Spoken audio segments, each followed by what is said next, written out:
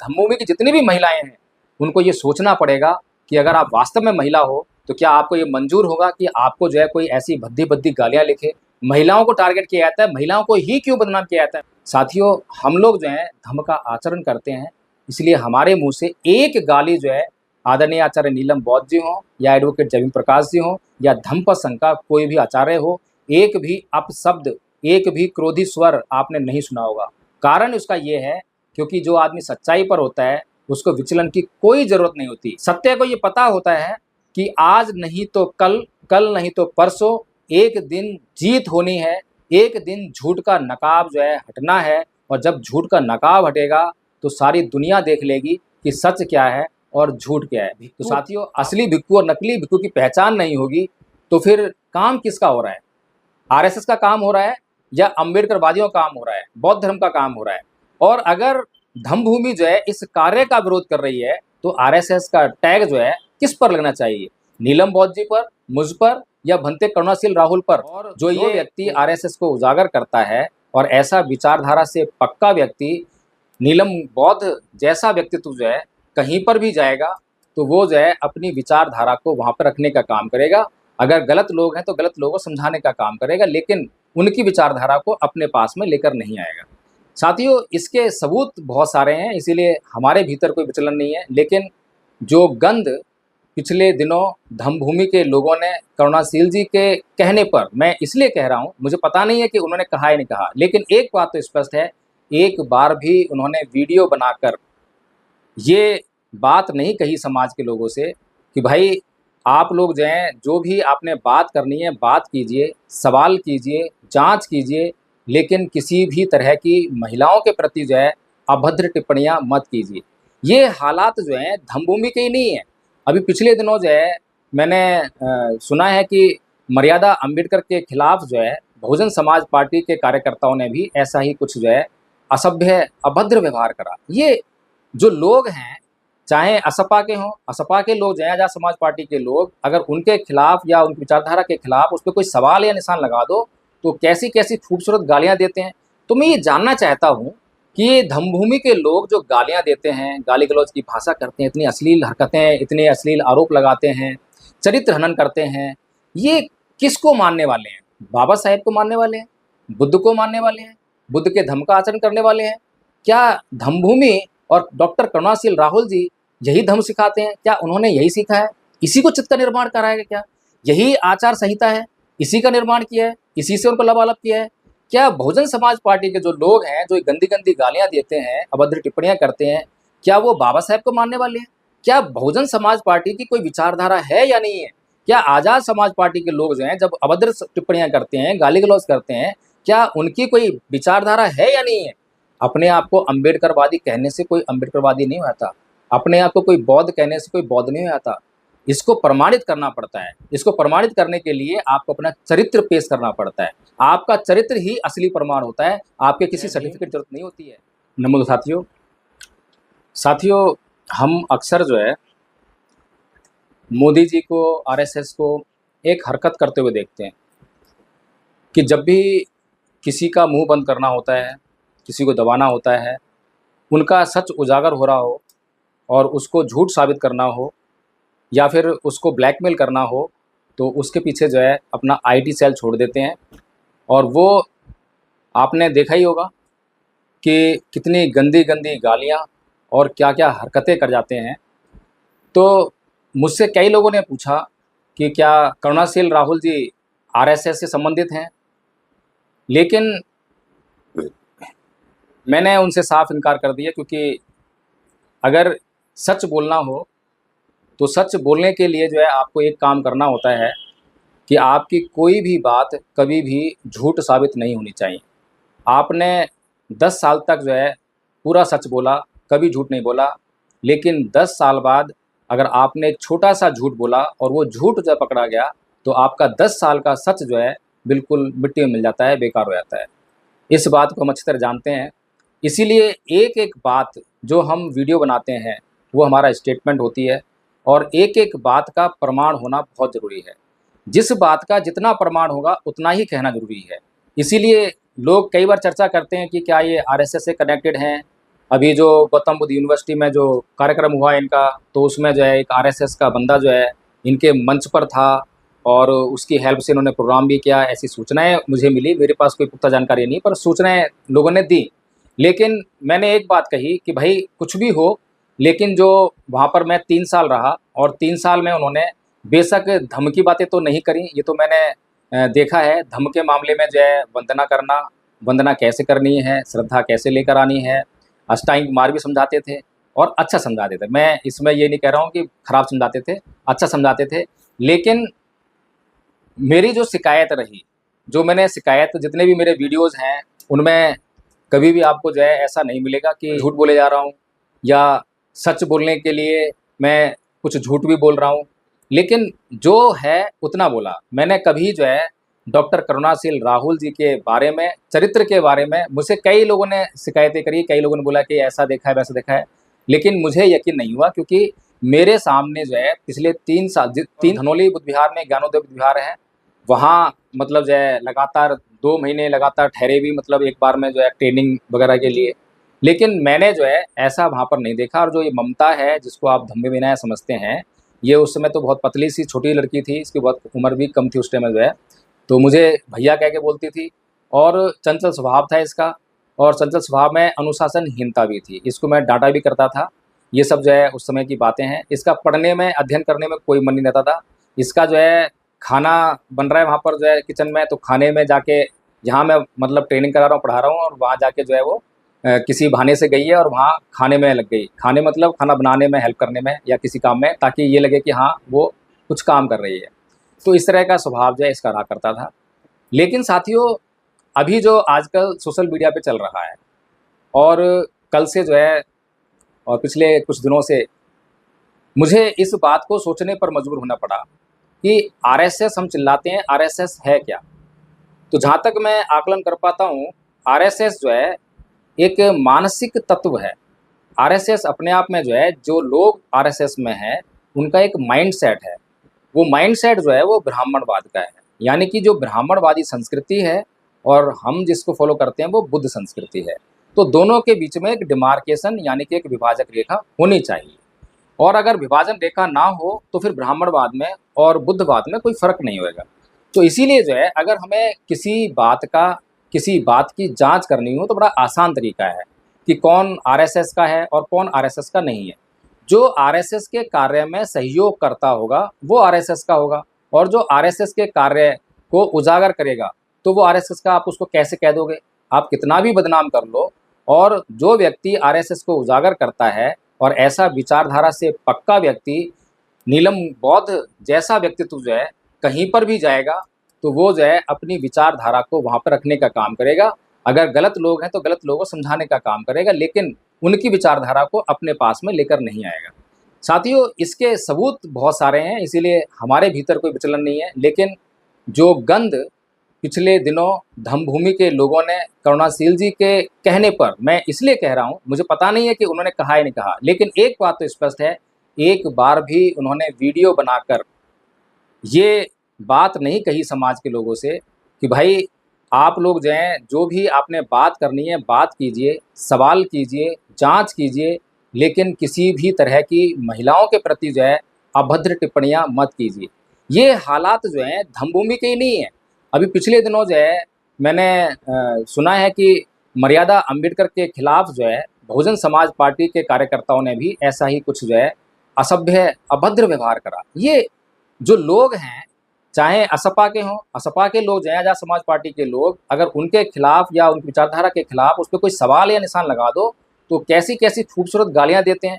तो मैं ये जानना चाहता हूँ कि ये धम्मभूमि के लोग जो गालियां देते हैं, गाली गलौज की भाषा करते हैं, इतनी अश्लील हरकतें, इतने अश्लील आरोप लगाते हैं, चरित्र हनन करते हैं, ये किसको मानने वाले हैं?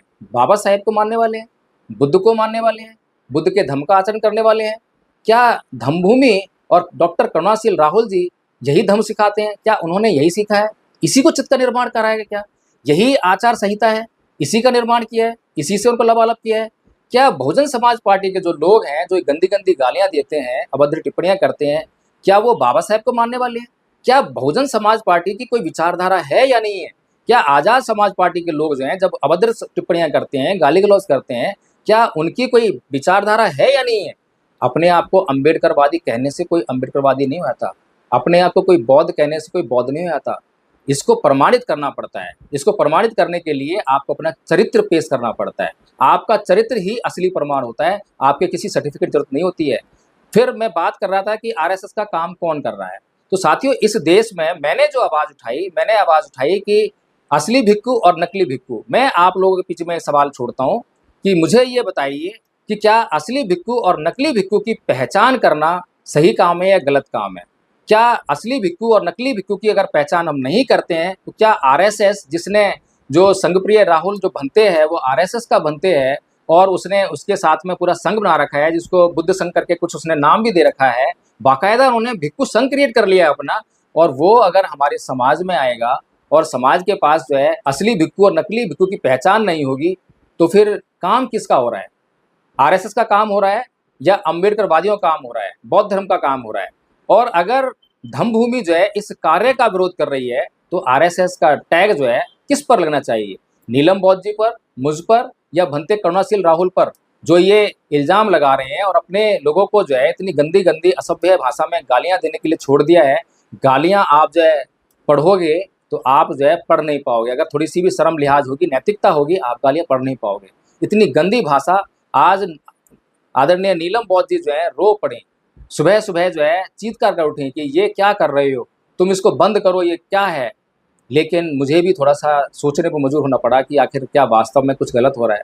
लेकिन मैंने फिर ये सोचा कि जब-जब जो है सच्चाई की आवाज़ उठाई जाती है, तब-तब जो है दमनकारी नीतियाँ अपनाने वाले लोग जो हैं, इसी प्रकार के कार्य करते हैं, और वो सच का गला जो है पहले आराम से समझा-बुझा कर साम, दाम, दंड, भेद, जो ब्राह्मणवादी नीति है, उसका इस्तेमाल करने से जो नहीं चूक रहे हैं, तो उन्हें हम कैसे कह दें कि वो बौद्ध हैं?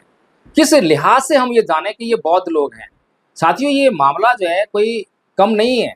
फिर आदरणीय नीलम बौद्ध जी के 2014 के और उससे पहले के जो है 12-13 के जो अन्ना आंदोलन के बाद जो केजरीवाल की जो सरकार यहाँ पे बनी, तो उसके फ़ोटो निकाल कर सोशल मीडिया पर प्रस्तुत कर रहे हैं।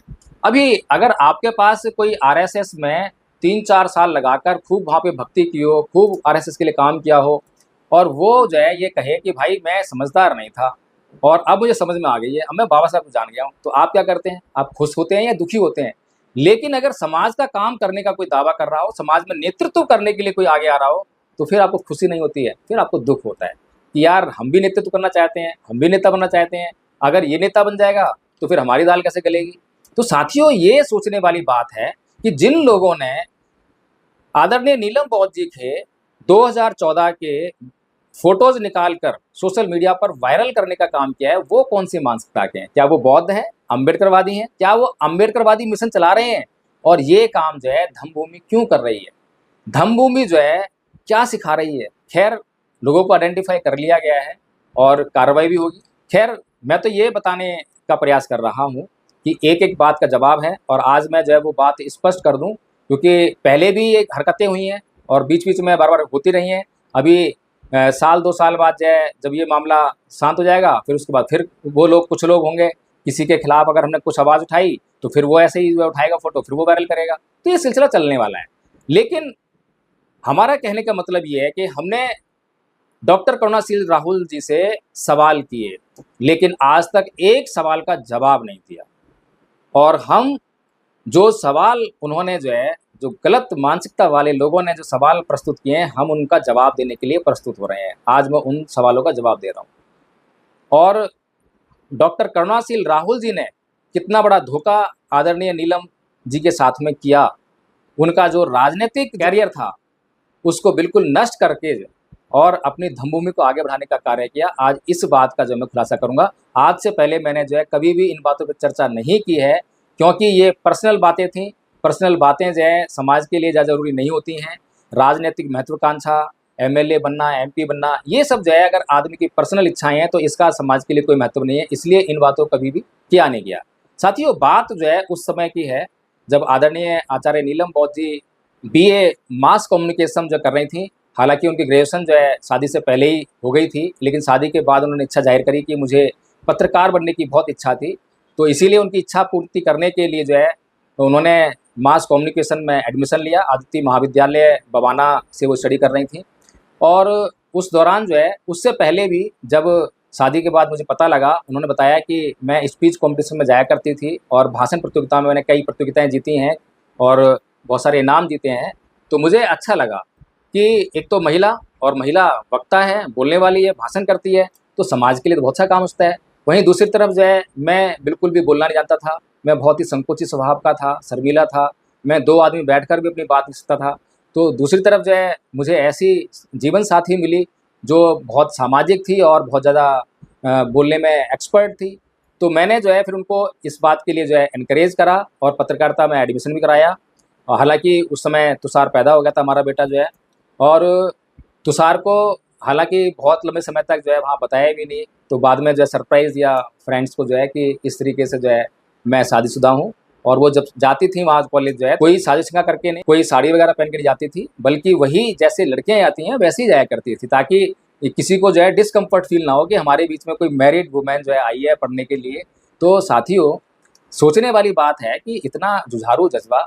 और उसी दौरान जो है हुआ ये कि अन्ना आंदोलन शुरू हुआ और इनके कॉलेज में जो है एक स्पीच कॉम्पिटिशन आया। उसका विषय था क्या हर समस्या का हल जो है गांधीगिरी से ही संभव है। गांधीगिरी मतलब अन्नागिरी जो उस वक्त आंदोलन चल रहा था, यानी कि अहिंसात्मक, भूख हड़ताल वगैरह वगैरह। तो ये विषय था। तो आदरणीय नीलम बौद्ध जी की तैयारी मैंने भी कराई, उनको मैंने भी थोड़ा सा लिख के दिया कि क्या कहना है। और साथियों, आपको जानकर ताज्जुब होगा कि वो अंबेडकर कॉलेज ईस्ट दिल्ली में जो है कंपटीशन हुआ और आदरणीय नीलम बौद्ध जी जो हैं उसमें सेकंड पोजीशन पर आई। और वो जो है कंपटीशन इतना बड़ा था, उसमें इतने बड़े-बड़े पार्टिसिपेंट थे कि लॉ कॉलेज के जो स्टूडेंट्स थे, उनको फर्स्ट प्राइज़ मिला और सेकंड प्राइज़ जो है आदरणीय नीलम बौद्ध जी को मिला। लेकिन जो कमेंट उनके ऊपर हुए, एक हमारे नीरज राजपूत जी हैं, जो कि एबीपी में जो है जो उस समय में एंकर थे। तो उन्होंने कमेंट किया कि अगर मुझे पता होता कि मेरा फेवरेट कैंडिडेट जो है 1.5 अंक से हार रहा है, तो मैं 3 अंक देता। तो देखिए, ये जो कमेंडेशन है, ये जो प्रशंसा है, ये कितनी इम्पोर्टेंट है। एक बहुजन समाज की लड़की अगर इतनी योग्यता रखती है, तो उस योग्यता का क्या इस्तेमाल समाज को करना चाहिए। लेकिन साथियों, बड़ा ताज्जुब हुआ कि समाज को जो है हमेशा ईर्ष्या, जलन की, समाज में योग्यता है तो जलन होनी है। फिर ऊपर से साथियों एक बात और बैकग्राउंड में थी, वो थी हमारे पिताजी की बात। हमारे पिताजी को हमारे घर के सामने एक व्यक्ति रहते हैं, तो वो जनरल कास्ट के हैं। तो हमारे पिताजी को उन्होंने समझाया कि आरक्षण वगैरह कुछ नहीं होता, आरक्षण के खिलाफ जो है हमारे पिताजी को तैयार कर दिया। और हमारे पिताजी के मन में ये डाल दिया कि ये मायावती और कांशीराम तो जातिवादी हैं, जातिवाद करते हैं, और हमारे पिताजी इस बात के लिए तैयार हो गए। फिर उसके बाद जो है उन्होंने उनको उनके माइंड में ये डालने के लिए एक काम और कर दिया। उनको एक उदाहरण दे के दिखा दिया कि एक स्कूल है हमारे वहाँ पे कोई स्पेशल स्कूल है, तो उसमें लकी ड्रॉ से जो है बच्चों के एडमिशन होते थे। तो उन्होंने कहा कि आप अपने बच्चों का जो है ना, उसमें कैटेगरी से मत डालना, जर्नल में डालना, तो आपके बच्चों का एडमिशन हो जाएगा। तो वहाँ पर जो है इस प्रकार से जब हमारे पिताजी ने उस तरह से जनरल कैटेगरी में नाम डाला, तो मेरे दोनों छोटे जो बहन भाई थे, उनका नाम जो है उस ड्रॉ में आ गया और उनको ये समझ में आ गया कि ये जो जातिवाद है, ये हमारे लिए दुश्मन है। फिर बाकायदा उन्होंने जो कास्ट सर्टिफिकेट था, उस पर जो जाटव लिखा हुआ था, उस पर जाटव का उन्होंने गौतम कर दिया। ये बातें मुझे अच्छी तरह से पता हैं, ध्यान है कि क्या-क्या डेवलपमेंट्स हुए हैं। तो जो उनकी विचारधारा थी, वही मेरे अंदर भी आनी थी, क्योंकि घर में वही चर्चा चल रही है। तो हमारे घर पे जो है काफ़ी मिशनरी आया करते थे, लेकिन मेरे पिताजी जो हैं, मेरे जन्म के बाद ही बौद्ध बने थे। जब मेरा जन्म हुआ था, तो उस समय जो है वो अपनी ससुराल गए, यानी मेरे ननिहाल गए, और वहाँ पर अलीगढ़ में जो है बड़ा गाँव है, पावर हाउस के पास में, कासिमपुर पावर हाउस। तो वहाँ पर एक दृष्टिहीन भंते थे, उनको अंधे भंते कह के हम पुकारा करते थे। तो वो भंते जी जो हैं, वहाँ पर थे, हमारे पिताजी उनके पास गए। उनके पास जाकर उन्होंने बोला कि भंते जी, मुझे एक बात बताओ कि मैं एक बार जो है बहुत परेशान हो गया और मैंने जो है संकट मोचन जो हनुमान चालीसा है, वो मैंने बहुत बार पढ़ा, लेकिन मेरे को कोई फ़ायदा नहीं हुआ। तो भंते जी हँस पड़े कि अरे पागल! हनुमान चालीसा पढ़ के अगर संकट दूर हो जाएँ, तो दुनिया के संकट दूर हो जाएँगे। तो फिर उन्होंने कहा, फिर कैसे दूर होते हैं? तो फिर भंते जी ने उनको सारी बातें बताई, बाबा साहेब बताए, बुद्ध बताए। तो हमारे पिताजी धुन के बहुत पक्के थे, और जब उन्होंने जो है ये बातें समझ में आ गई, तो बौद्ध बन गए। और बौद्ध बनने के बाद जो है इतने कट्टर बुद्धिस्ट बने कि आज तक हम उनको छू भी नहीं पाए हैं उस मुकाबले में। महीने में 4 उपसत होते हैं, चारों जो उपसत के व्रत जो है उनके पक्के थे और हर रोज बिना वंदना किए जो है घर से बाहर नहीं निकला करते थे। और जिस दिन उपवास होता था तो उनकी वंदना जो है पौना घंटे की हुआ करती, तो हम भी तंग हो जाते थे। और हम कई बार सर्दी में रजाई में बैठे हुए हैं और वो क्योंकि उनका 5 पीपल के पत्ते लेकर आना, लोटा रखना, लोटे में पानी होना और फिर जब वंदना खत्म हुई तो उस पत्तों से जो है हमारे ऊपर छिड़काव करना पूरे घर में जो है, ये उनका जो रूटीन था। तो कहने का मतलब ये है कि बाई बर्थ जो है मैं बुद्धिस्ट हूँ, अम्बेडकरवादी हूँ, लेकिन हमारे पिताजी जो बुद्धिस्ट थे, लेकिन विचारधारा जो है किसी व्यक्ति ने चेंज कर दी और वो जो है हमारे ही समाज के लिए जो काम कर रहे थे मान्यवर साहब कांशीराम जी, उस मिशन से अलग हो गए और वो दूसरी तरफ से सोचने लगे। तो यही सोच हमारे अंदर भी थी, हमें भी समझ नहीं थी, हमने जो है कैडर नहीं लिया, ना कभी उसको पढ़ा विचारधारा को जो है। तो 2007 में जो है आदरणीय नीलम बौद्ध जी को चुनाव लड़वाया गया, इंडिपेंडेंट चुनाव लड़वाया गया। इंडिपेंडेंट चुनाव में भी हमने जो है बहुत सहूलियत बरती, उसमें किसी भी हमारे महापुरुष का फोटो उसमें नहीं लगाया, ताकि लोग ये ना कहें कि ये बसपा को नुकसान कर रहे हैं। अगर हम बाबा साहेब का फोटो लगा दें तो कोई आदमी, 2 आदमी भी बाबा साहेब के नाम पर, बुद्ध के नाम पर हमें अगर वोट देते हैं तो वो बसपा को नुकसान होगा। इसलिए बसपा को नुकसान ना हो, इसलिए हमने जो है किसी का फोटो नहीं लगाया। और उस चुनाव में जो है निर्दलियों में, यानी कि जो नेशनल पार्टीज थी, उसके बाद आदरणीय नीलम बौद्ध जी को बहुत अच्छा वोट मिला और उसमें जो है एक पहचान बनी पूरे क्षेत्र में जो है कि ये जो महिला है कि इसने बिल्कुल पैसे खर्च नहीं करे हैं और जो भी पैसे खर्च करे वो हमने जो है लोगों चंदा कर इकट्ठा किया था। साउंड सिस्टम भी चंदे से लेकर आए थे और नॉमिनेशन भी चंदे से भर के आए थे। तो इस तरह से वो चुनाव लड़ा था।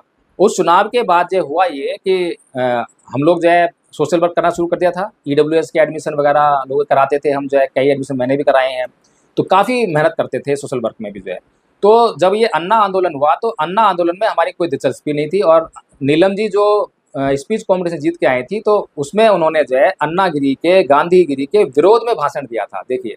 और विरोध में इतना अच्छा भाषण दिया था कि उनके भाषण के बाद जो है पूरे हॉल में वंस मोर की चर्चा होने लगी, गूंज उठी थी। तो देखिए ये जो घटनाएं घटी, इसके बाद जो है आम आदमी पार्टी बनना स्टार्ट हुई। जब वो आम आदमी पार्टी का जो मेकिंग चल रही थी तो उसी समय जो है वो लोग जो है प्रत्याशी ढूंढ रहे थे। इनको प्रत्याशी उस समय नहीं मिल रहे थे पहले चुनाव में, तो प्रत्याशी ढूंढ रहे थे। यहाँ मंगोलपुरी विधानसभा से राखी बिड़ला और एक जमुना राजौरा जो है 2 पहले ही नॉमिनेट हो गए थे, लेकिन उसके बाद भी वो लोग और प्रत्याशी के उसमें थे, खोज में थे कि कोई अच्छा प्रत्याशी मिले। राखी बिड़ला को ये लोग जो है अच्छा प्रत्याशी नहीं मानते थे। तो इसीलिए जो है ढूंढते ढूंढते जो है इनके कार्यकर्ता, पता लगा इनको कि भाई इस क्षेत्र से किसी लड़की नीलम ने जो है चुनाव लड़ा है। उस समय हम जब अपना क्षेत्र छोड़कर जो है अवंतिका में रहने लग गए थे, तो वो ढूंढते ढूंढते जो है मैं वहाँ पहुँच गया और वहाँ पर जो है आम आदमी पार्टी के जो महासचिव हैं पंकज गुप्ता जी, वो किसी व्यक्ति को लेकर हमारे घर पे आए थे, मुझे आज भी याद है। और उन्होंने जो है हमें बोला कि आप पार्टी ज्वाइन कीजिए, पार्टी के लिए काम कीजिए। मैंने उनको उस समय भी कहा था कि आदरणीय जी देखिए, हमारी जो विचारधारा है वो केजरीवाल जी की विचारधारा से नहीं मिलती है। हम अम्बेडकरवादी हैं, हम बौद्ध धर्म को मानते हैं। तो उन्होंने कहा कि इससे कोई फर्क नहीं पड़ता और उनको ये भी बताया कि हमने जो है जो स्पीच कॉम्पिटिशन करके आई हैं नीलम जी जो है, तो उसमें जो है अन्नागिरी के खिलाफ बोल के आई हैं। तो उन्होंने कहा कोई दिक्कत नहीं है, अगर आपको लगे कि केजरीवाल जी जो है विचारधारा के खिलाफ कुछ काम कर रहे हैं तो आप छोड़ देना पार्टी जो है। हमने कहा भी ठीक है। फिर हमने उनसे पूछा भाई आप नॉमिनेशन तो हो चुका है आपका जो है, तो 2 नॉमिनेशन की आपकी डेट निकल गई है। तो उन्होंने कहा कि एक मौका और है, अभी मौका ये है कि अगर सारे कार्यकर्ता जितने भी हैं मंगोलपुर विधानसभा के, अगर वो दोनों में से किसी को भी ना चुने तो नॉमिनेशन जो है फिर खुल जाएगा। उन्होंने ऐसा समझाया, हमने कहा भी ठीक है। फिर चुनाव लड़ने की उस समय जो है काफ़ी अच्छी हमारे अंदर जो है महत्वाकांक्षा थी कि भाई हमें चुनाव लड़ना चाहिए, हम सोशल वर्कर हैं, हम मेहनत करते हैं और हमारे ऐसे लोग जो हैं पार्लियामेंट जाने चाहिए, हमारे ऐसे लोग जो है विधानसभा में जाने चाहिए ताकि हम अपने समाज का काम कर सकें। तो हमने कहा भी ठीक है अगर ऐसा है तो। फिर उसके बाद जो है आदरणीय आचार्य नीलम बौद्ध जी, दिन रात जो है मैं भी उनके साथ में लगा और हमने काफ़ी अच्छा काम किया और सारे कार्यकर्ता जो मंगोलपुर विधानसभा के वो आदरणीय नीलम बौद्ध जी के फेवर में थे और सबके यही की राय थी कि नीलम जी को ही यहाँ से जो है टिकट मिलना चाहिए। राखी बिड़ला का बिल्कुल पत्ता साफ हो गया था। लेकिन हुआ ये कि केजरीवाल जी का जो है पैचअप हुआ था, समझौता हुआ था। वो चीमा महाराज जो अब नहीं है इस दुनिया में, पचकुइयाँ रोड पर रहते थे, वाल्मीकि समाज का प्रतिनिधित्व उनको सौंपा गया। उनको जो है वाल्मीकि समाज का नेता बनाकर जब पूरी दिल्ली में घुमाया गया और उसी दौरान जब राखी बिड़ला को ये पता लग गया कि अब ये जो टिकट जो है मेरे हाथ से जाने वाला है, जो है बाप बेटी दोनों जो है चीमा महाराज के पैरों में गिर पड़े कि महाराज हमारी इज्जत बताइए, क्योंकि हमने तो सारे समाज में कहा रखा है कि राखी चुनाव लड़ेगी, राखी को टिकट मिलने वाला है, अब हमारी बड़ी बेइज्जती हो जाएगी। ये बातें हमें बाद में पता लगी हैं, किसी ने बताई हैं कि ऐसा-ऐसा हुआ है। तो उसके बाद जो है चीमा महाराज जो है उनको लेकर जो है केजरीवाल जी के पास गए और केजरीवाल जी ने वहीं से कह दिया कि भई जाओ ठीक है, तुम्हारा टिकट पक्का, तुम चुनाव लड़ोगे। यानी कि केजरीवाल जी जो ये बात कह रहे थे पहले चुनाव में कि उस विधानसभा के जो कार्यकर्ता हैं, वो तय करेंगे कि चुनाव वहाँ से कौन लड़ेगा, उनकी वोटिंग के आधार पे होगा। लेकिन हमारे सामने जो है रिठाला विधानसभा है और कई विधानसभाएँ हैं, जहाँ से ये सूचना मिली और हमारी विधानसभा खुद जो है, जहाँ पर कार्यकर्ताओं की बात नहीं मानी गई, जहाँ पर जो है पार्टी ने अपनी मर्ज़ी से ही कैंडिडेट दिया।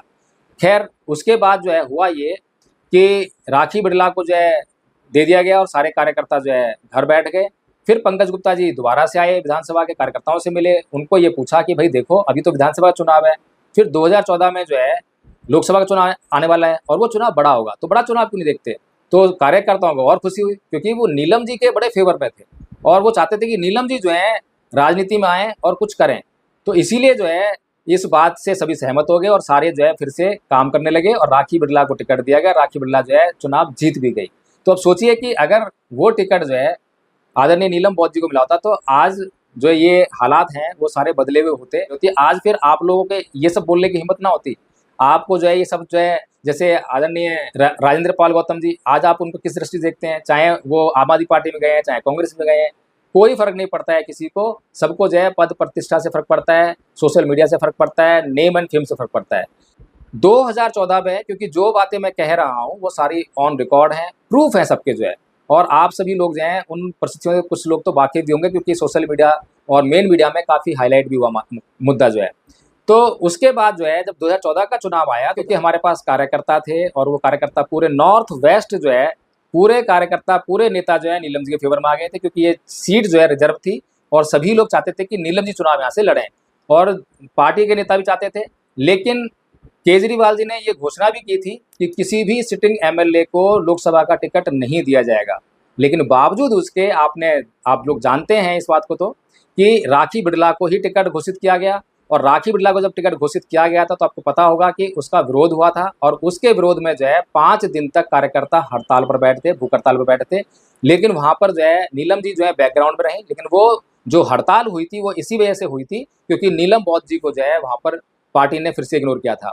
उसके बाद गोपाल राय जो है वहाँ पर अनशन तुड़वाने के लिए आते हैं और किसी एक अन्य आदमी को जो है वो टिकट जानबूझकर जो है उस वक़्त जो है दे दी जाती है, घोषित कर दी जाती है। खाली घोषित कर दी गई जानबूझ के लिए बोल रहा हूँ क्योंकि केजरीवाल जी बहुत राजनीतिक आदमी हैं। उनको पता था कि इसके ऊपर जो है मुकदमे हैं और इस मुकदमे के आधार पर जो है इससे हम टिकट विथड्रॉ कर लेंगे और वापस दोबारा से जो है राखी बिरला को लड़ा देंगे। क्योंकि अनशन करना बार-बार किसी के बस की नहीं होती है। तो 5 दिन तक जो हमारे कार्यकर्ता जो भूख हड़ताल में बैठे उनके अस्थि पंजर सब जो है ढीले हो गए थे। तो उसके बाद दोबारा कहाँ से हड़ताल होती। तो इस तरह से जो है लोकसभा का चुनाव राखी बिरला ने लड़ा। अब समझ में आने वाली बात ये है कि उस समय जो है टिकट मिलता है बीजेपी से उदित राज जी को, जो कि पहले रामराज थे। हमें उनके बारे में अधिक जानकारी नहीं थी, लेकिन इतना पता था क्योंकि नाम थोड़ा-सा हो गया था कि कोई रामराज है जिसने बौद्ध धर्म अपना लिया है और वो उदित राज हो गया है। अब समझने वाली बात ये है कि इस लोकसभा सीट से जो है 3 कैंडिडेट में से कोई एक जीतता। कांग्रेस से कृष्णा तीरथ थी, जो कि हिंदूवादी दृष्टिकोण की थी, कोई खास उनका समाज के लिए कोई योगदान नहीं था। दूसरी तरफ राखी बिरला थी जिसके भीतर कोई समाज के लिए सोच नहीं है, आप जानते भी हैं, आपने स्टेटमेंट सुने होंगे कि आरक्षण हो तो आर्थिक आधार पे हो, वही केजरीवाल जी की चमची, पक्की 1 नंबर की। तो उसके बाद जो है एक कैंडिडेट हमारा बचा उदित राज। अब उस समय तक हमारे को ये कुछ नहीं लेना देना क्योंकि हम लोग जो हैं अभी क्या है कि हड़ताल समाप्त हुई है हमारी, धरना समाप्त हुआ है और केजरीवाल जी को पता है कि ये धरना जो है किसने करवाया, किसके सहारे पे हुआ है, नीलम के सहारे पर। तो केजरीवाल जी ने अब क्या स्ट्रेटजी अपनाई कि अब केजरीवाल जी जो है सीएम बन चुके हैं, उस समय तक जो है एक सरकार बन चुकी है उनकी जो है, तो सीएम बन गए हैं। अब सीएम जिसके घर में बैठ जाए तो उस कार्यकर्ता की क्या हालत होगी, सोचिए ज़रा जो है। तो इस तरह से जो है केजरीवाल जी ने यहाँ मंगोलपी विधानसभा के कार्यकर्ताओं के घर में जाके मीटिंग लेकर जो है कार्यकर्ताओं को तो इकट्ठा कर लिया, लेकिन नीलम जी को जो है अलग-थलग कर दिया क्योंकि जो विरोधी स्वर होते हैं, तो राजनीतिक लोग जो हैं ये पहचान लेते हैं कि हाँ, ये विरोधी स्वर है, ये विरोध करने वाला है, इसके पीछे इतने लोग हैं। तो ये जो लोग होते हैं, ये इम्पोर्टेंट होते हैं। तो लोगों को जो है वहाँ से हटाना इम्पोर्टेंट होता है, उस नेता को जो है खत्म करना इम्पोर्टेंट होता है। तो इसी नीति के तहत जो है नीलम जी अकेले घर बैठ गईं और बाकी कार्यकर्ता कुछ कार्यकर्ता घर भी बैठ गए, नहीं गए वापस पार्टी में जो है, लेकिन कुछ कार्यकर्ता वापस पार्टी में चले भी गए और उन्होंने बाद में जो है लाभ भी अर्जित किए। लेकिन साथियों अगर नीलम जी के भीतर चमचागिरी होती, चापलूसी होती, तो नेशनल लीडर थी आम आदमी पार्टी में। और आपको मैं एक बात और बताऊं, बड़ा ताज्जुब होगा आपको जो है, इसी घटनाक्रम में जोड़ देते हैं। उदित राज जी को जब पता लगा कि नीलम बौद्ध जी जो है यहाँ नॉर्थ वेस्ट से उम्मीदवार थी, जिनका टिकट काट कर जो है राखी बिरला को दिया है, तो उनको जो है एक घबराहट तो थी, क्योंकि आम आदमी पार्टी का वजूद पैदा हो गया था और पूरी लोकसभा का अगर विधानसभाओं के वो मिलाएं तो वो जीत पक्की थी आम आदमी पार्टी की। तो इसलिए उनके लिए जीतना इतना आसान नहीं था। दूसरा, राखी बिरला जो है तेज तर्रार थी, बोलने में तेज थी, तो उनका सामना करने की उनकी हिम्मत नहीं होती थी, क्योंकि मीडिया पर जैसे ही वो इंटरव्यू में आते थे मीडिया पर जो है, तो वैसे ही जो है एक सवाल वहाँ से आता था कि ये तो बाहरी है। बाहरी बाहरी का जवाब देने के लिए उनके पास कुछ नहीं था। इसलिए उन्होंने जो है हमारे घर पर जो है, जब उनके 3 संगठन थे, नसोस वाईएफ छात्र संगठन था, उनका एक परिसंघ था और उनका एक राजनीतिक पार्टी थी। तो तीनों संगठनों का उन्होंने विलय तो कर दिया था भारतीय जनता पार्टी में। तो तीनों संगठनों के जो पदाधिकारी थे, वो हमारे घर पर शाम को कैंपेन करके जो है हमारा पूरा जो घर का जो सारा था वो भर जाता था। और सारे कार्यकर्ता और नेता जो है आकर हमसे कहते थे कि चल के साहब से मिलिए, क्योंकि साहब आपको बुला रहे हैं, आपको याद कर रहे हैं और आपका आना बहुत ज़रूरी है। हमने उनको कहा भी हमारा बीजेपी से कोई मतलब नहीं है, दूर-दूर तो नाता नहीं है। चलो अन्नागिरी के कारण जो है एक सामाजिक आंदोलन था, उसमें तो हम कुछ समझ भी सकते हैं, लेकिन बीजेपी से हमारा कोई मतलब नहीं है। हमारी विचारधारा ही नहीं होती है, हम तो कहीं जा ही नहीं सकते वहाँ जो है, मतलब ही नहीं है। लेकिन हम आपको एक काम करेंगे, क्योंकि हमारे समाज का आदमी है, बुद्धिजीवी है, और बाकी ये 2 कैंडिडेट हैं, एक से तो हमारी वैसी लगी पड़ी है और वो किसी दिन में भी नहीं, ना समाज की ना कैसी भी जो है, और दूसरी कैंडिडेट जो है वो सामाजिक नहीं है। तो इसीलिए उदित राज जी के लिए हमारा मत रहेगा और हम थोड़ा-सा प्रचार भी कर देंगे, लेकिन पार्टी ज्वाइन नहीं करेंगे। उन्होंने कहा ठीक है, कोई बात नहीं, एक बार साहब से मिल लो। साहब से मिलकर आए उदित राज जी से और उन्होंने समझाया हमें, हमने हाँ भी कर दी, लेकिन घर पे आकर फिर हमारा मन नहीं माना कि नहीं भाई, ये जो पार्टी है, ये हमारी विचारधारा के खिलाफ काम कर रही है, आरएसएस द्वारा पोषित पार्टी है, इसमें नहीं करना है। तो फिर मना कर दिया, घर से मना कर दिया। फिर उसके बाद दोबारा बुलाया फ़ोर्स करके। आप सोचिए कि कितना फ़ोर्स किया होगा। फिर दोबारा बुलाया, तो दोबारा बुलाकर जो है उदित राज जी एक इमोशनल ब्लैकमेल करते हैं। वो कहते हैं कि ये जो मेरे गले में आप बीजेपी का पटका देख रहे हो, आपको लग रहा होगा कि बहुत हल्का है, लेकिन ये मुझे कई हाथियों के वज़न के बराबर लगता है। अब सोचिए साथियों, हमारे पास जो उसके अलावा फिर क्या चारा रहता? क्योंकि एक अम्बेडकरवादी को ये फ़ील होना लाज़मी है कि दूसरे के घर में जाकर, वो भी बीजेपी और आरएसएस के घर में जाकर उसे क्या फ़ील हो रहा होगा। कहाँ वो अम्बेडकरवादी है, अम्बेडकरवादी विचारधारा को मानने वाला है, कहाँ वो समझ गया है कि पाखंड क्या है, अंधविश्वास क्या है, अब मुझे पाखंड और अंधविश्वास के बीच में ही काम करना है। तो हम उसकी फ़ीलिंग को समझ गए।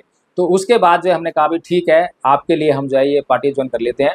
तो साथियों, उसके बाद जो है उन्होंने जब ये खबर, रोहिणी विधानसभा के विधायक रहे हैं, 5 बार के सिटिंग एमएलए रहे हैं और विधानसभा में नेता प्रतिपक्ष रहे हैं, जय भगवान अग्रवाल जी। और उनका जो है, उनकी डिबेट आदरणीय नीलम बौद्ध जी से एबीपी न्यूज़ पे हुआ करती थी, M2K है यहाँ पर जो है हुआ करती थी डिबेट जो है। और वो डिबेट ऐसी हुआ करती थी, उस डिबेट की वजह से जो जय भगवान अग्रवाल जी हैं, वो पहली बार चुनाव हार गए। तो उनके दिमाग पर ये इम्प्रेशन था कि ये जो नीलम बौद्ध है, इससे डिबेट जो हुई है, ये बहुत बड़ी नेता है आम आदमी पार्टी की, और इसी कारण से मैं चुनाव हार गया हूँ। जब उदित राज जी ने उनको बताया कि इस तरीके से नीलम आ रही है पार्टी ज्वाइन करने के लिए, तो उनको यकीन नहीं हुआ। वो कह रहे कि ऐसा हो ही नहीं सकता, क्योंकि वो तो आम आदमी पार्टी की बहुत बड़ी नेता है, ऐसा कैसे हो जाएगा? लेकिन जब नीलम बौद्ध जी वहाँ पर गईं, वो देखकर बड़े खुश हो गए।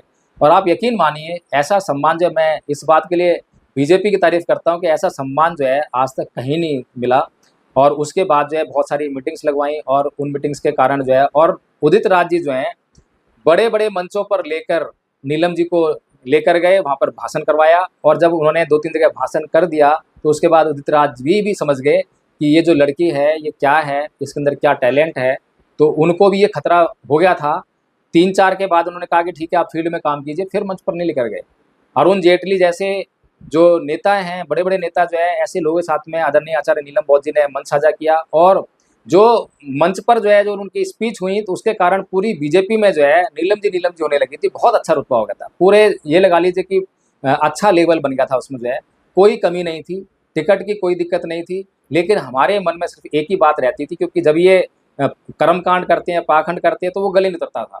अब हम करें क्या, क्योंकि पार्टी जॉइन कर ली है और उन्होंने जो है ये भी कहा कि भई आपको विधानसभा लड़ाएँगे, आपको जो है ये करेंगे। मतलब ये तो बातें थी उदित राज जी की, जो कि चुनाव जीतने के बाद एकदम पलट गए। उसके बाद देखा ही नहीं कभी जो है, बुलाया ही नहीं। इसके बाद हमें फ़ील हुआ कि ये जो आदमी है, ये तो सामाजिक नहीं है, ये तो बहुत बड़ा समाज का गद्दार है। हमने तो इससे कभी कोई उम्मीद करी नहीं। हमने तो उस समय भी इसको कहा था कि नहीं आदरणीय जी, आज आपकी परिस्थितियां अनुकूल हैं, कल को प्रतिकूल हो जाए तो आप ना करा पाओ कोई विधानसभा का टिकट, आप कैसे कराओगे? नहीं, हम आपसे कोई प्रेशर नहीं कर रहे हैं। हमने कोई भी शर्त रखे बिना, बिना शर्त के जो है समर्थन दिया था, बिना शर्त के काम किया था। लेकिन साथियों, वो आदमी बहुत बड़ा गद्दार निकला। इस गद्दारी का एहसास जो है लोगों को नहीं है। जो लोग उनके साथ में लगे हुए हैं उनके लिए मैं ये बड़ी बात कह रहा हूँ। अगर आप समझदार हैं और पहले से ही सचेत होना चाहते हैं तो आपको अच्छे से धोना चाहिए। आदरणीय नीलम बौद्ध जी जो है अनबने ढंग से, जैसा भी था, क्योंकि पार्टी में थी तो काम करना पड़ता था, कभी सदस्यता अभियान, कभी वो, जिसके आपने फोटो भी देखे हैं। उसके बाद साथियों 6 महीने बाकी थे निगम के चुनाव में। टिकट कंफर्म था और निगम में सीट भी कंफर्म थी। और आपको बता दूं कि भारतीय जनता पार्टी जो है, जो एससी कैंडिडेट होते हैं उनको चुनाव लड़ने के लिए पैसा भी देते हैं। तभी जो है आदरणीय नीलम बौद्ध जी कहीं भाषण दे रही थी सामाजिक इशू पर, बौद्ध धर्म पर जो है, और उसको जो है ये आदरणीय करुणाशील जी ने सुन लिया और वो पीछे पीछे जो है हमारे घर पर आ गए और घर पर आकर बोले कि भाई आप इतना अच्छा बोलते हो तो आप समाज का काम करो, धम्मू में ज्वाइन करो। तो हमने उनको बोला कि हम तो जो है धम्मू में ज्वाइन कर सकते हैं, ऐसी कोई बात नहीं है, काम तो हम समाज के कर रहे हैं, लेकिन प्रॉब्लम ये है कि हम जो है अभी बीजेपी में हैं और बीजेपी जो है आपको पता ही है कि कैसी विचारधारा है, तो इसीलिए ये समस्या है। तो भंते करुणाशील राहुल जी बोलते हैं कि आप छोड़िए, कोई बात नहीं, बीजेपी में हो कहीं पर भी हो। हमने कहा भी हम ऐसा नहीं कर सकते हैं कि हम जो है हमारा काम जो है हमारे मन से नहीं होगा तो वो नहीं हो पाएगा। तो हमने कहा भी हमें जो है बीजेपी छोड़नी पड़ी, ऐसे नहीं हो पाएगा। तो उन्होंने कहा तो फिर बीजेपी छोड़ दो। हमने कहा नहीं, अभी जो है ना चुनाव होने वाला है, चुनाव के बाद छोड़ेंगे। तो ऐसा आदरणीय आचार्य नीलम बौद्ध जी ने कहा। फिर एक बार तो जो है भंते जी के सामने जो है आदरणीय आचार्य नीलम बौद्ध जी ने और मैंने जो है कह भी दिया कि हाँ हम जो है बीजेपी छोड़कर जाए और अब धम्मभूमि के लिए काम करें, समाज के लिए काम करेंगे। लेकिन जैसे ही हम घर पे आए तो नीलम जी का मन फिर गया। नीलम जी बोले कि भाई 6 महीने रह गए हैं और अगर ये चुनाव हम लड़ लेते हैं, जीत लेते हैं, तो उसके बाद हमारी सारी परिस्थितियाँ चेंज हो जाएंगी, सब कुछ ठीक हो जाएगा, फिर हम और अच्छे प्रभावशाली तरीके से जो है समाज के लिए काम कर पाएंगे। लेकिन मैंने उनको समझाया कि भाई कभी लालच भी पूरा हुआ है क्या? जब तुम निगम का चुनाव जीत जाओगे तो तुम्हारी आकांक्षा बनेगी तुम्हें एमएलए बनना है, एमएलए जीत जाओगे तो एमपी बनना है, ये इसका कोई अंत नहीं है। हम समाज के भीतर पैदा हुए हैं, आइडियोलॉजिकल विचारधारा के परिवार में पैदा हुए हैं और हमारे को अगर काम करने का मौका मिल रहा है। और उससे पहले साथियों, करुणाशील राहुल जी का एक भाषण सुनकर मैं उनका पहले से ही दीवाना था। तो इसलिए जो है, क्योंकि मन में डेडिकेशन पहले से ही था, समर्पण पहले से था, पहले से हम काम करते थे, तो वो जो बात थी उनको मैंने समझाई और जोर जबरदस्ती करके मैं फिर से उनको जबरदस्ती से, भंते जी वहीं साथ में कहीं ठहरे हुए थे सेक्टर 3 में, उनके पास लेकर गया और मैंने कहा भंते जी समझाओ, ये तो मान नहीं रही है, ये तो कह रही है चुनाव लड़ेगी। भंते जी ने फिर जो समझाया, करुणाशील जी ने और समझाया, तो मतलब उसके बाद जो है हमने कहा भी भंते जी हम आज ही रिजाइन करते हैं पार्टी से, कोई वो नहीं मतलब जो है। और साथियों आप ये ईमेल चेक कर लीजिए, 2016 का ईमेल है और ये ईमेल जो है किन शब्दों में दिया गया है इसको भी देख लीजिए। और इसको पढ़ने के बाद जो है, जो लोग आज 2015-16 के जो फोटो जो है जो वायरल कर रहे हैं, उनसे आप सवाल कीजिए कि क्या नीलम बौद्ध जी के सामाजिक डेडिकेशन पर क्या कोई शक है? क्या कभी नीलम बौद्ध जी को समाज के खिलाफ बोलते हुए देखा है? क्या कभी बीजेपी के भी मंच पर अगर बोली हैं तो क्या समाज के खिलाफ कभी बोली हैं? अगर कोई ऐसा स्टेटमेंट, कोई रिकॉर्डिंग वगैरह हो तो फिर एक बार के लिए सोचा भी जा सकता है। लेकिन साथियों, जब बीजेपी से अलग हो गए, छोड़ दी और इतना बड़ा लालच छोड़ा है साथियों, कोई मामूली बात नहीं है। यहाँ तो लोग जो है एक पदाधिकारी बनने का पद नहीं छोड़ते हैं, वहाँ पर जो है इतना बड़ा सब कुछ तामझाम छोड़कर आए हैं। तो इसमें समाज को खुश होना चाहिए या दुखी होना चाहिए? लेकिन लोग जो है दुखी होते हैं, लोग ईर्ष्यालु होते हैं। और करुणाशील जी भी ईर्ष्यालु हुए, क्योंकि मुझे जब महसूस नहीं हुआ, जब 3 साल तक उनके साथ में था, लेकिन मुझे जब पता ही नहीं चला कि क्या घटता है, क्योंकि हमें तो अंधश्रद्धा होती है ना कि भंते जी जो कर रहे हैं वो ठीक कर रहे हैं, जो भंते जी कर रहे हैं वही ठीक है। उस समय इनके महिला सम्मेलन हुआ करते थे, बौद्ध महिला सम्मेलन। पहला सम्मेलन इनका हुआ महेंद्रगढ़ में और वहाँ पर हम जो है अपनी गाड़ी से अपने खर्चे से गए। कोई भंते जी ने खाली इन्फॉर्मेशन दी कि वहाँ पर है, वहाँ पहुँचना है और महिला सम्मेलन हो रहा है। तो वहाँ पर आदरणीय नीलम बौद्ध जी की स्पीच हुई तो सारे लोग जो है बहुत प्रभावित हुए, बहुत वाहवाही हुई। उसके बाद जो है एक और सम्मेलन हुआ इधर प्लखुआ में, वहाँ पर जो है नीलम बौद्ध जी को बुलवाया गया, वहाँ पर उनकी बहुत तारीफ हुई, तालियां हुई। उसके बाद एक और सम्मेलन हुआ, 3 सम्मेलन के बाद चौथा सम्मेलन नहीं हुआ। उसके बाद धम्मभूमि ने जो है बौद्ध महिला सम्मेलन बंद कर दिए। तो साथियों उस वक्त हम नहीं समझ पाए कि ये क्यों हो रहा है, लेकिन कुछ चीज़ें ऐसी घटनाएं घटती गई, जैसे कि 14 अप्रैल के दिन 14 अप्रैल से 2 दिन पहले और 14 अप्रैल के बाद 1 दिन जो है, ये 2-3 दिन जो है भंते जी कहीं पर भी सबको बुला लेते थे और हमें यहाँ से फ़ोन आ रहा है, वहाँ से फ़ोन आ रहा है कि आदरणीय नीलम जी, आप यहाँ आ जाइए, यहाँ पे हम बाबा साहब की जयंती का प्रोग्राम कर रहे हैं यहाँ। लेकिन अब जाएँ कैसे? भंते जी ने तो हमें वहाँ बुलाया है कैडर देने के लिए। कैडर तो नाम था, लेकिन वहाँ पर केवल लोगों को बिठा के रखना था ताकि ये लोग जो हैं अपने कहीं पर जो है सामाजिक प्रतिष्ठा उत्पन्न करने के लिए बाहर ना जाएँ। ये बातें बाद में समझ में आती हैं, उस समय समझ में नहीं आती हैं। फिर उसके बाद साथियों एक घटना ने हमें झकझोर के रख दिया। वो घटना थी कि जो ज्ञानोदय विहार है धनौली में, आगरा में, वहाँ पर उसको बनाने का काम चल रहा था और करुणाशील जी बना रहे थे उसको जो है चंदा वगैरह इकट्ठा करके। तो जहाँ पे कंस्ट्रक्शन चल रहा था, वो एक पार्ट था। हम लोग जो हैं जब ट्रेनिंग के लिए थे 2 महीने के लिए वहीं रहे, तो हम लोग जो हैं जो मेल थे वो बाहर सोते थे, वहीं धूल-मिट्टी जो भी है मतलब वहाँ पे अपना जो भी बिछौना बिछाया उस पे सोते थे और महिलाएँ जो हैं एक धम्मा हॉल था जिसमें एसी लगा हुआ था और उसमें महिलाएँ सोती थी, उसमें बड़ा आराम था। हमारा भी मन करता था कि हमें भी कहीं यहीं सोने को मिल जाए किसी कोने में, लेकिन वहाँ क्योंकि महिलाएँ सोती थी इसलिए पुरुषों को अलाउड नहीं था। लेकिन साथियों, वहाँ जो बाहर का जो स्पेस था वहाँ पर हमने एक दिन देखा दोपहर में जो है गर्मी पड़ रही थी, यही दिन थे और एक दीपक नाम का लड़का था जो मुरैना मध्य प्रदेश से आया था और वो बुखार में तप रहा था। तो हमने भंते जी को बोला, भंते जी ये बुखार में तप रहा है, इसको किसी डॉक्टर के पास दिखाओ। तो भंते जी बोलते हैं, अरे उसको घर की याद आ रही है, वो इसीलिए जो है बहानेबाज़ी कर रहा है, कुछ नहीं हुआ उसको। तो हमने कहा हो सकता है भंते जी सही कह रहे हो, अंधश्रद्धा, ये भंते जी गलत कैसे कह सकते हैं। लेकिन अगले ही दिन जो है उनके बेटे का पलवल में एक्सीडेंट हो गया, बड़ा ताज्जुब। तुरंत गाड़ी भेजकर जो है पलवल से अपने बेटे को धनौली बुद्ध विहार मंगा लिया और उसके बाद वो उनका बेटा जो है उसी धम्मा हॉल में जिसमें किसी पुरुष को घुसने की एंट्री नहीं थी, वहीं पर रहता था, वहीं पे सोता था, वहीं पे खाता, वहीं पीता था। तो सोचिए साथियों, जिस आदमी ने अपना परिवार त्याग दिया, तो उसके बेटे से कैसा मोह? तो परिवार त्यागने का केवल ढोंग हुआ और हम अंधश्रद्धा के कारण ये बातें नहीं समझ पा रहे थे। उसके बाद जो है एक श्रामणेर शिविर लगा अलीगढ़ में और अलीगढ़ में जो है मैंने भी श्रामणेर शिविर में भाग लिया, मैंने भी उसमें जो है क्या नाम है चीवर लिया और हमारा बेटा है तुषार उसने भी चीवर लिया।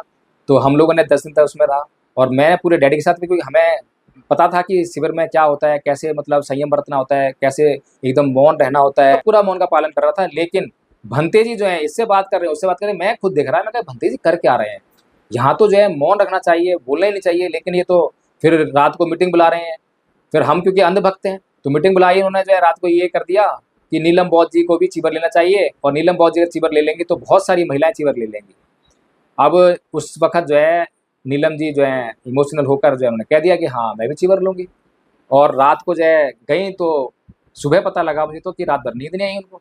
ये भाई चीवर कैसे लूँगी, मेरा मन तैयार नहीं है। उन्होंने एक पर्ची पर लिख के और भंते जी को सरका दी कि भंते जी मैं अभी चीवर लेने तैयार नहीं हूँ, मेरा मन गवाही नहीं दे रहा है। अब वो पर्ची पढ़कर क्योंकि जो इनकी षड्यंत्र था इनका जो है चीवर दिलाने का, फिर उससे जो भी इनका धंधा पानी शुरू होना था, वो फ़ेल हो गया। तो अंदर गुस्सा भर गया, लेकिन गुस्सा दिखाते नहीं हैं। गुस्सा अंदर आता है, ईर्ष्या आती है, द्वेष आता है, लेकिन बाहर ये कला है इनके अंदर कि बाहर दिखाते नहीं हैं। फिर उसके बाद देशना शुरू हुई और उस देशना में कितनी बढ़िया देशना करते हैं। बुद्धाइन धम्मा में एक पाठ उन्होंने विशेष तौर पर वही पाठ निकाला और उसको बताते हैं कि जिसके पास धन ना हो, जिसके पास शक्ति ना हो, सामर्थ्य ना हो और वो राजा बनने का ख्वाब देखे, तो वो मूर्ख है। कुछ इस तरह का जो है उसमें चर्चा है बुद्धाइन धम्मा में कि राजा बनने के लिए कोई ऐसा व्यक्ति जो अच्छे कुल में उत्पन्न ना हुआ हो, जिसके पास बाहुबल ना हो, इस तरह से जो है वो है। तो उनका टारगेट आ गया कि जिन लोगों के पास पैसे तो है नहीं और सपने लेते राजनीति के एमएलए बनना है, एमपी बनना है। मैं सोचने पर मजबूर हो गया कि अगर हमें अपने पैसे से ही चुनाव लड़ना था, तो हमने धम्मभूमि क्यों ज्वाइन करी? क्या ते करुणाशील राहुल जो हैं, जो उस वक़्त जब हमें जॉइन कराने के लिए वहाँ बैठे थे, तो उन्होंने खुद कहा था, हमने तो इनसे कहा नहीं। इन्होंने कहा कि क्या मैं मायावती से एक टिकट के लिए बोलूँगा तो एक टिकट नहीं देगी क्या? ये उनके वर्ड्स थे। हमें नहीं पता था कि इनका क्या रुतबा है। हमने कहा अभी बहुत बड़े भंते जी हैं, इनके संपर्क जो हैं बहुत बड़े-बड़े हैं। तो हमने कहा कोई बात नहीं भंते जी, जैसा भी होगा देखेंगे, कोई दिक्कत नहीं है। इफ़ेक्ट भी हुआ। अब हमें ये समझ में आने लगा कि भंते जी नहीं चाहते हैं कि हम जो है धम्मभूमि में रहें, तो हमने जो है फिर धीरे-धीरे वहाँ से किनारा कर लिया। तो साथियों, इसमें अगर मेरे भीतर भंते जी के प्रति श्रद्धा ना होती, भंते जी का मैंने कोई कैरेक्टर की बात नहीं करी है, ना मैंने देखा है, तो मैं कैसे कर सकता हूँ कैरेक्टर की बात जो है।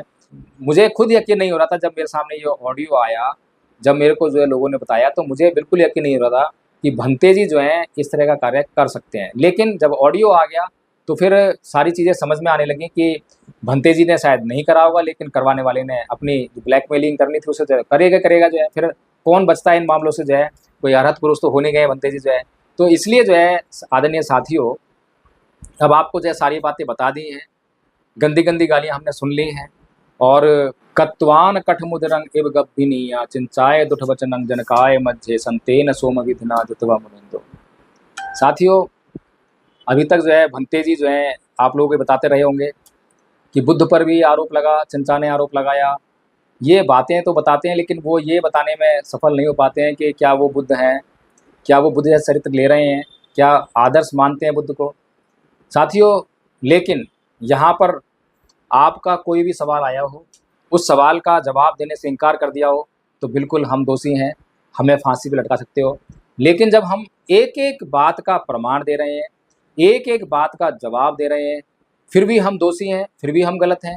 जिनसे जवाब मांग रहे हैं उन्होंने आज तक जो है एक भी सवाल का जवाब नहीं दिया है, बल्कि भागते फिर रहे हैं। तो साथियों, दोषी कौन है? आरएसएस का कौन है? अगर आरएसएस का ही घोषणा करनी है तो आरएसएस का कौन कैसे हो सकता है जो इस समाज का उद्धार करने का काम कर रहा है, इस समाज समस्याओं को हल करने का काम कर रहा है। असली भिक्खु, नकली भिक्खु समाज के लिए कितनी बड़ी समस्या बनी हुई है। कभी महाबोधि महाविहार आंदोलन के नाम पर, कभी किसी नाम पर, कभी किसी बुद्ध विहार के नाम पर लोगों को लूटने का धंधा बना रखा है और धर्म का काम बिल्कुल ठप पड़ा हुआ है। अगर उनके हम जो जांच करने का प्रयास कर रहे हैं, फिर आरएसएस से कैसे बचा जाए उसका इंतजाम कर रहे हैं, तो आरएसएस को नुकसान कर रहे हैं हम, या फिर आरएसएस को फायदा कर रहे हैं करुणाशील जी? क्योंकि अगर असली और नकली की पहचान बंद हो जाए तो आरएसएस का काम आसान है या हमारा काम आसान है? साथियों, इसीलिए जो है आज हमें ये निर्णय करना पड़ेगा। पहली बात तो ये कि हमें अंधश्रद्धा से बाहर आना पड़ेगा। करुणाशील जी के भीतर आपकी श्रद्धा रही होगी, लेकिन धम्मभूमि की जितनी भी महिलाएं हैं उनको ये सोचना पड़ेगा कि अगर आप वास्तव में महिला हो तो क्या आपको ये मंजूर होगा कि आपको जो है कोई ऐसी भद्दी भद्दी गालियाँ लिखे। तो इसीलिए धम्मभूमि की प्रत्येक महिला को जो है आकर जवाब देना पड़ेगा, करुणाशील जी पूछना पड़ेगा, और करुणाशील जी के प्रति भक्ति भाव छोड़िए, लेकिन इस मूवमेंट को लेकर आइए। ये आपकी पूरी महिला जाति की अस्मिता का सवाल है। महिलाओं को टारगेट किया जाता है, महिलाओं को ही क्यों बदनाम किया जाता है, महिला को ही टारगेट क्यों बनाया जाता है? और जो लोग टारगेट कर रहे हैं महिला को लेकर, क्या उनका संबंध किसी महिला से नहीं है? क्या वो बिना माँ के पैदा हुए हैं? क्या उनके घर में उनकी बहन नहीं है, उनकी पत्नी नहीं है? क्या वो अपनी महिलाओं के लिए ऐसे शब्दों का प्रयोग दूसरों से सुनना चाहेंगे? साथियों, हम लोग जो है धर्म का आचरण करते हैं, इसलिए हमारे मुंह से एक गाली जो है आदरणीय आचार्य नीलम बौद्ध जी हों या एडवोकेट जयवीर प्रकाश जी हों या धम्मपद संघ का कोई भी आचार्य हो, एक भी अपशब्द, एक भी क्रोधी स्वर आपने नहीं सुना होगा। कारण उसका ये है क्योंकि जो आदमी सच्चाई पर होता है उसको विचलन की कोई जरूरत नहीं होती। सत्य को ये पता होता है कि आज नहीं तो कल, कल नहीं तो परसों, एक दिन जीत होनी है, एक दिन झूठ का नकाब जो है हटना है। और जब झूठ का नकाब हटेगा तो सारी दुनिया देख लेगी कि सच क्या है और झूठ क्या है। तो साथियों, आप लोगों को बताने के लिए ये वीडियो बनाया है कि ये जो र्यूमर्स फैलाए जा रहे हैं वो क्यों फैलाए जा रहे हैं, उसके पीछे क्या कारण है, और सारे तमाम सबूत आप लोगों को पेश कर दिए हैं। आप लोग जो हैं मेरी बातों पर यकीन लेकर आएँ, मैंने ये कहा ही नहीं है। हमेशा कहता हूँ मैं कि जांच कीजिए, जांच के जो परिणाम आएंगे उनको आप इनकार नहीं कर पाओगे। फिर उसमें श्रद्धा का कोई मामला नहीं है कि मेरे भीतर श्रद्धा है या नहीं है और भंते जी के भीतर श्रद्धा है, तो इससे कोई फर्क नहीं रहेगा, लेकिन जांच होनी चाहिए। हमारी समस्या केवल इतनी है कि अंधश्रद्धा में हम इतने फंस जाते हैं कि हम जांच करना बंद कर देते हैं, और आरएसएस यही काम चाहती है। आरएसएस का काम तभी बनता है जब लोग जांच करना बंद कर दें और आरएसएस जो कहे वही बात मानने लग जाएं, मोदी जी जो कहें वही बात मानने लग जाएं। यही काम जो है धम्मभूमि कर रही है, यही काम जो है तमाम वो भिक्खु कर रहे हैं जो जनता को चाहते हैं कि ये लोग बेवकूफ़ बन के रहें, इनके पास धम्म की कोई जानकारी ना हो, इनके पास विनय की जानकारी ना हो। अगर ये धम्म जान जाएंगे, विनय जान जाएंगे, तो ये हमसे ही तर्क करने लग जाएंगे, हमसे सवाल पूछने लग जाएंगे। साथियों, ये उनकी सत्ता पर प्रहार है, ये उनकी सत्ता को चुनौती है। इसीलिए साथियों, एक एक बात जो मैं कह रहा हूँ, हो सकता है कि आज आपको समझ में ना आ रही हो, लेकिन कल जब आपको समझ में आएगी तब पछताने का भी टाइम नहीं मिलेगा। इसीलिए अच्छा है कि आज जो है मेरी बात पर जो है भरोसा लाने की कोई जरूरत नहीं है, लेकिन अपने आप को भगवान बुद्ध की उस बात पर लेकर आ जाओ, कलामों को जो बात उन्होंने कही कि किसी भी बात को इसलिए मत मानो कि कोई गुरु कह रहा है, कोई भिक्खु कह रहा है, स्वयं भगवान बुद्ध कह रहे हैं, बहुत अच्छी लग रही है, बहुत अच्छी देशना हो रही है, इसलिए मत मानो। बहुत अच्छी देशना दे रहा है कोई, तो इससे क्या लाभ होने वाला है? अगर उसमें आपके कल्याण के लिए आपका ज्ञान वर्धन नहीं हो रहा है, आपको धम्म ही समझ में नहीं आया, धम्म की प्रकृति समझ में नहीं आई, इसीलिए जब धम्म समझ में नहीं आएगा तो आप सांसारिक जीवन को जोड़कर जो है भिक्खु से देखने लग जाओगे, इसीलिए धम्म को आप जो नष्ट ही कर दोगे। तो साथियों, धम्म को नष्ट नहीं करना है, और धम्म जो है इस तरह से बदनाम नहीं होता है। जब हम धम्म में जो लोग हैं, जो गलत आचरण कर रहे हैं, जब हम उनकी आलोचना करते हैं, तो उनकी आलोचना करने से धम्म कभी बदनाम नहीं होता है, बल्कि धम्म जो है पूरी दुनिया में गौरवान्वित होता है, स्थापित होता है। पूरी दुनिया में ये मैसेज जाएगा कि बौद्ध लोग जो है कभी भी किसी भी बात को इसलिए नहीं मान लेते हैं कि उनका धर्म गुरु कह रहा है, बल्कि वो भगवान बुद्ध की बात का आचरण करते हैं जो उन्होंने कलामों को कही, और वो हर एक बात की जांच करते हैं, जांच के बाद जो परिणाम आते हैं उन्हीं को स्वीकार करते हैं। इसीलिए जो है भारत में बौद्ध धर्म फैल सकता है। इसके अलावा साथियों, अगर भारत को बुद्धमय करना चाहते हैं, दूसरी कोई और कंडीशन नहीं है, एकमात्र यही शर्त है। इसी से जो है आप जब तक असली नकली और धर्म का खुद से अध्ययन नहीं करेंगे, खुद से नहीं सीखेंगे, तब तक जो है भारत को बुद्धमय आप नहीं कर सकते हैं। भारत को बुद्धमय करना बहुत आसान है, लेकिन ये नकली भिक्खु, गलत लोग जो आप लोगों को गलत दिशा में ले जाते हैं, धम्म के बजाय आपको श्रद्धा सिखाते हैं, दान परमता सिखाते हैं, ये आपका धन लूटने का एक एजेंडा है, इसके अलावा कुछ नहीं है। सावधान हो जाइए।